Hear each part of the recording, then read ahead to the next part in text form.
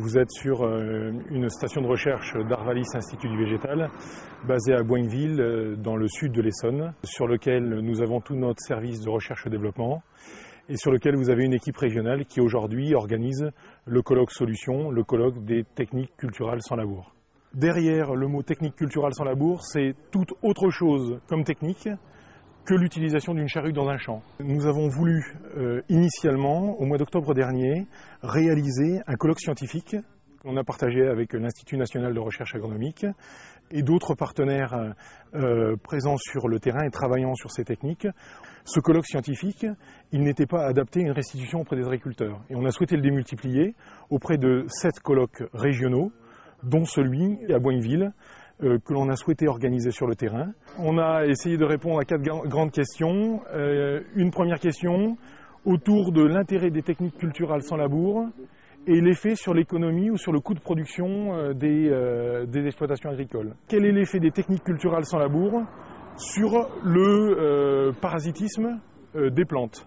Est-ce qu'il y a un intérêt des techniques culturales sans labour sur l'environnement sol et transfert dans le sol, qu'au travers de l'environnement air et transfert de carbone, etc., etc.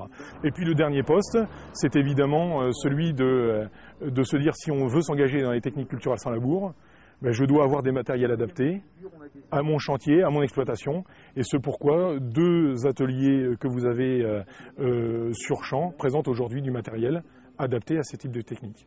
Sur 4 grands chantiers que l'on a démultipliés ici sur le terrain en 3 ateliers en salle, 3 ateliers au champ, on a surtout traité en grande majorité des techniques culturales sans labour dites superficielles. Au final, qu'est-ce qu'il faut faire? Je dois labourer ou je peux arrêter de labourer? La réponse, elle ne sera pas vous pouvez arrêter l'un ou l'autre. Elle sera en fonction de votre système de production, en fonction des problèmes que vous avez, en fonction du type de sol que vous avez, en fonction des problèmes ou des cailloux que vous pouvez avoir sur votre parcelle, en fonction des problèmes parasitaires sur lesquels vous n'arrivez plus à lutter.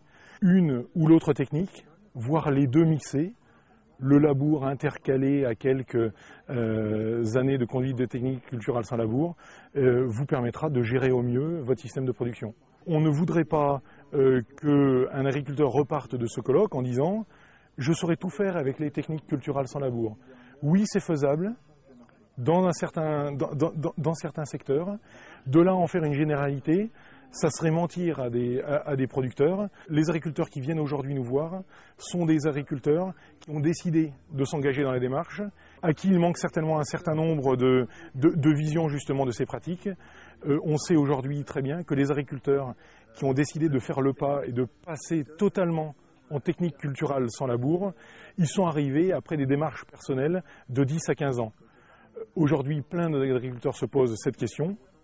Est-ce que je dois passer intégralement au non-labour? Dois-je conserver ma charrue dans mon exploitation, même si je l'utilise que très peu? On a essayé de répondre à ces questions autour de ce colloque sur Boinville.